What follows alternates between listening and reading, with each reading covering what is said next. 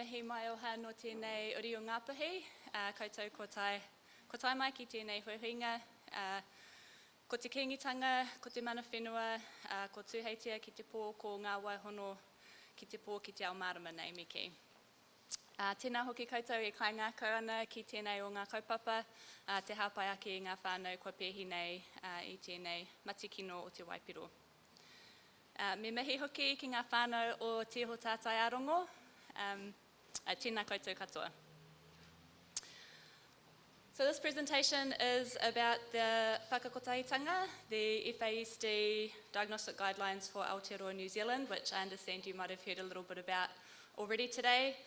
And as Haupai's research lead, I have been voluntold to do this presentation on behalf of the team, big team that inputted and informed the development of the guidelines. So I'll try and do my best. And my experience of supporting the development of the guideline feels similar to how we might build a waka, and actually I haven't built one, so this is my idea of what it might feel like. So firstly, there are visionaries who identify that we need a waka in order to help us collectively get to a desired destination. Then there are the experts that provide guidance on the materials and design, such as which tree to fell, when, and how. And there are also the doers who put their hand up and roll up their sleeves to execute the plan and do the hard mahi. There are also creatives who ensure that the waka represents us, our values and our beliefs, and who make the process and outcome so memorable that we continue to recite the karakia, waiata, and tell the stories to future generations so that we are reminded of our greatness. So in this presentation, I'm just going to talk a little bit about the different people and the process of developing the guidelines. And then apologies, at the end, I am going to sneak off, I have to catch a flight, but you are going to watch a video of one of the tangata tiriti co-lead who developed the guidelines talking about an overview, and hopefully they're going to show you how you can get to some of these resources online as well.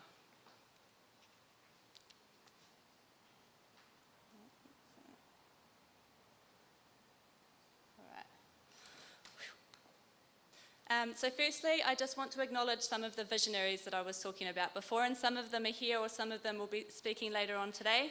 As you can see, we've got Harsh Vardhanan, who was previously at the Ministry of Health Te Whatuora, the previous CEO of Hāpai Te Hauora, Salah Hart, who I think will be speaking later on this afternoon, as well as the previous Te Puna Whakamaunu research lead, Maria Ngawati, who are really instrumental in initiating this kōrero around needing guidelines.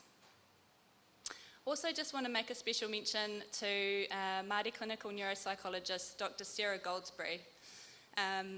Unfortunately, during the development of the guidelines, she became unwell and had to withdraw for health reasons, but she has played a huge part and really set the tone and the agenda for how the guidelines were developed.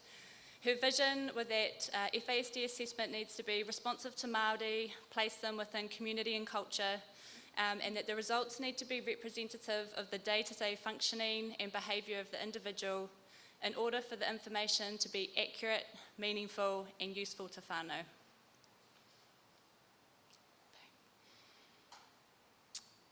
So you might recognise some of these faces. I'm just going to briefly introduce, these are the doers. These are the people who rolled up their sleeves. So Dr. Angie Crawford, who is a clinical psychologist and works for Te Ara Manapo, a pregnancy and parenting service in the Hawke's Bay. So alongside Sarah Goldsberry, she was the tangata tiriti co-lead for the development of the guidelines. And at the end, we're going to watch a video where she gets to just explain a little bit. Then we have Kara, and Kara has over 17 years of experience in various fields of psychology, for those who know her. Her interest in FASD began in 2012, and she's committed to providing services for Māori and ensuring that clinicians work towards the provisions outlined in Te Tiriti. And Kara actually has developed her own model that she'll be delivering to clinicians in the training provided later on in the year. The beautiful Te Atarua is one of our own. They're a creative and researcher with Hāpai Te Hauora, and they weave these complementary skills together with their rich experiences to help make visible takatapui, Māori and disability activism. Te Aotearoa worked alongside kaumātua Hamihama and the team to produce some imagery to represent the guidelines, and I'll talk a little bit more about that later on, potentially. Tanya Henderson is a whānau therapist and has been dedicated to supporting high-risk whānau for over 20 years, focusing on parenting and health. Actually, Tanya really wanted to be here, and unfortunately we couldn't get her here, so just thinking of her at this time. She was involved in the Hapu Mama Harm Reduction Project in 2020, delivering FASD awareness training and support to whānau. And Tanya has also developed her own model of engaging with whānau. I heard somebody talking about how do we ask that question around prenatal alcohol exposure, and that's really been her focus. And then Hamihama applied a critical tiriti analysis to evaluate the aspirations of the team, which were to ground the development of the guidelines within te tiriti o Waitangi, and I'm going to talk a little bit more about that later on. And while the state of Māori order was really beyond the limitations of the funding, the timeframes, the guidelines did achieve an increase from Māori Piki to Māori Oho. And lastly, Jo van Wyk provided a comprehensive review of literature, comparing some of the other FASD guidelines internationally, as well as some of our own local context here, Māori models of health and wellbeing. And the development of the guidelines required a multidisciplinary team guided by experts, so a steering group and multiple advisory and technical groups, mostly consisting of equal representation of tangata tiriti and tangata whenua, whānau advisory perspectives, tikanga advisors, and a range of professional disciplines primarily involved in FASD assessment and diagnosis. Also, just want to make a special mention to one of our own, Dr. Ray Winmuch, who is based over in Australia, but continues to support us here with our FASD guidelines. So previously, probably preaching to the converted, most of us know the practice of FASD assessment and diagnosis in Aotearoa was inconsistent, and access was limited due to lack of publicly funded service delivery, which will hopefully change soon. We could say that the waka wasn't quite fit for purpose for Aotearoa. We didn't have sufficient paddlers to get us to our destination, and there weren't sufficient waka. Most clinicians have been working from the Canadian or the Australian diagnostic guidelines, and some also from the 4-digit guidelines and the Scottish guidelines. But what the visionaries decided was that we needed our own fit-for-purpose guidelines here in Aotearoa, New Zealand, and that they would be embedded within our local health and social context and align with our Indigenous Māori models of health and wellbeing.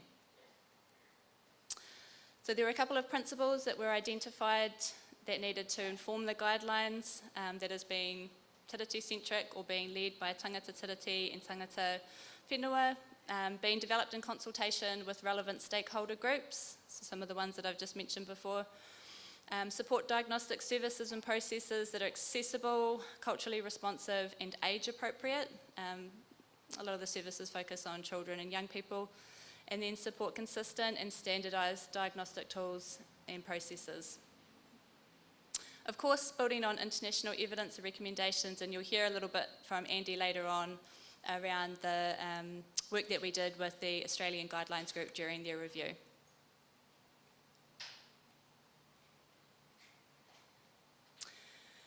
So it was really critical that whānau voice and kaimahi informed the development of the guidelines, and some of you might have attended the wānanga that were held across the country that you can see.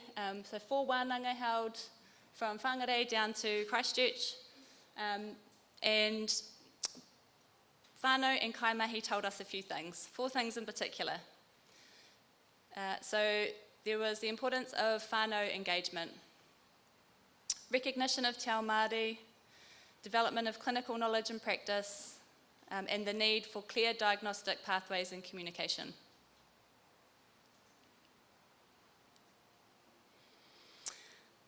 So I'd like to think, as a result, Whakakothitanga is a comprehensive guideline that provides recommendations and principles for the diagnosis of FASD in Aotearoa. It emphasises a holistic approach incorporating Te Ao Māori frameworks. The function of the diagnostic guidelines is not just to clarify diagnosis though. The aspiration is that the knowledge gained through the assessment process enhances the mana of whānau and the likelihood of a healthy future. What this represents for each person and their whānau will be unique to them.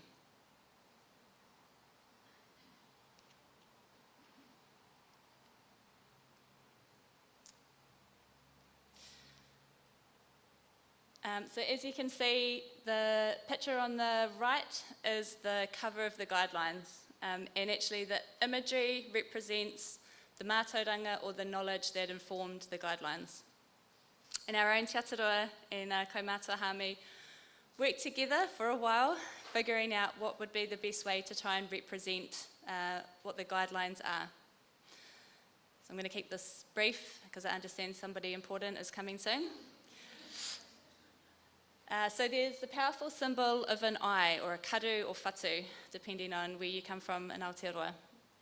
And an eye conveys the perspective of a person undergoing the diagnostic process for FASD. So it's from their perspective or through their lens.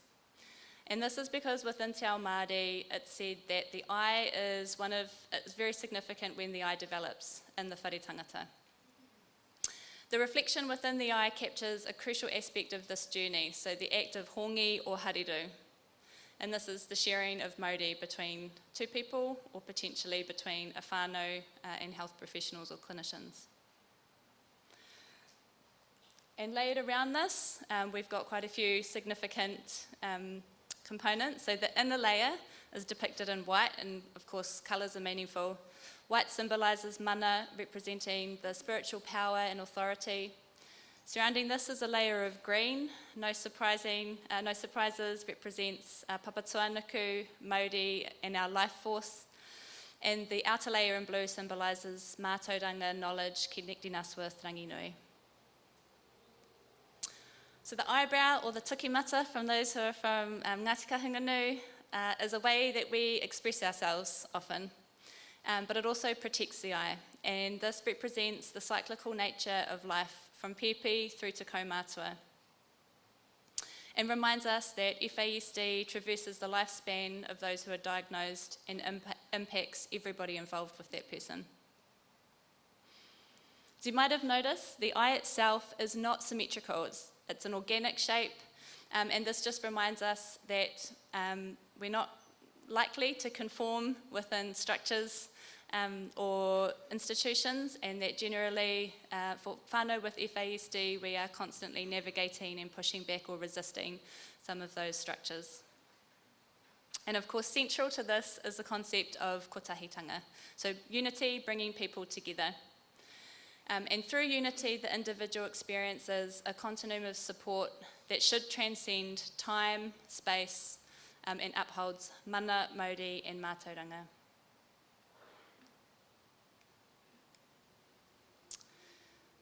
I think we're almost at the last slide, whānau. So this is briefly a kōrero about the critical tiriti analysis that Hāmi applied twice during the project. For anyone who's interested, he's actually presenting on this in a couple of weeks.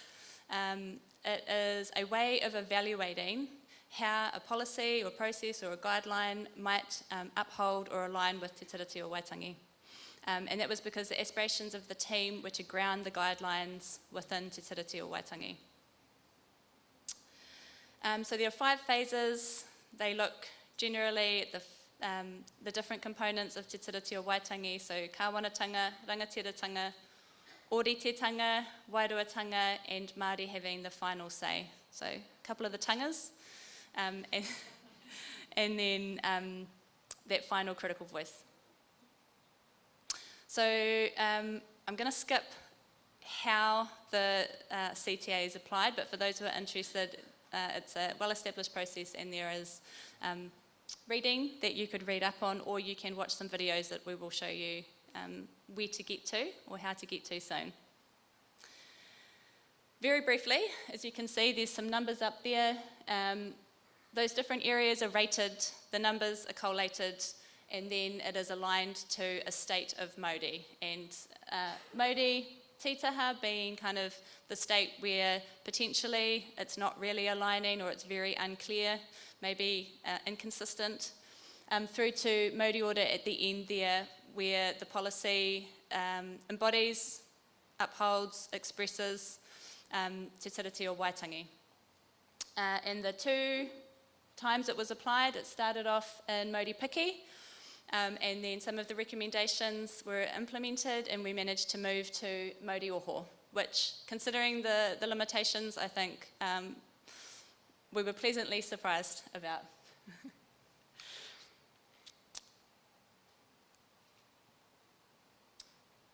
Hāpai.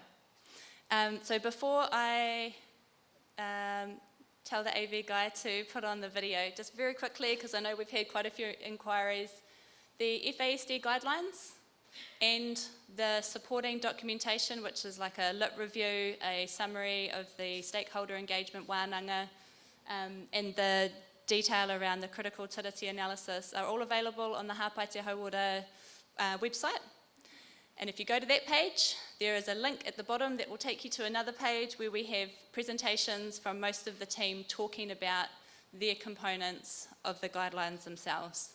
So if you're not a reader or you're not brave enough to read everything, there are videos that you can engage with, you can watch, and we will also have, there we go, great timing, thank you, a podcast available soon. So for those of you who would prefer to listen, maybe as you're stuck in Auckland traffic like we were this morning, there's that opportunity as well. They're broken down into smaller bite-sized pieces between kind of 10 to 20 minutes. You know, you can watch them in the comfort of your own home or potentially as a team if you need to. One last thing before we play this video, we are also delivering training to clinicians that I hear people have been talking about. For those of you who have registered Choice, you'll hear from us soon. I understand that potentially or hopefully there will be more training happening. So you can contact us via some of the Hāpai kaimahi who are still going to be here this afternoon over in the corner, or anybody at Hāpai will be able to forward you onto us and we can respond. I just want to say thank you very much for coming back early after lunch. I know it's hot, people are getting tired, and I did run through that really quickly, but really appreciate everybody taking their time out today, and I hope to get feedback around how the rest of the day went and the rest of the conference tomorrow as well. Nā reira, tēnā rawa tū koutou katoa. See the video.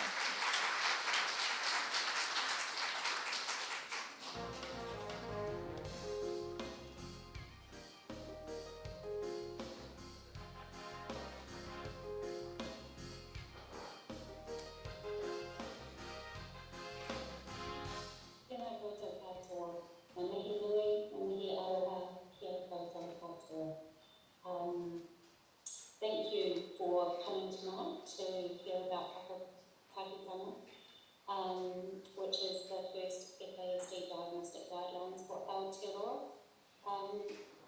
My name's Andy Crawford, and I was the Whakakothitanga co-lead for Whakakothitanga. In my day job, I'm also a clinical psychologist. I work at Te Aramanako, here in Hawke's Bay, and that's a service that supports pregnant women and parents of young children who experience addiction.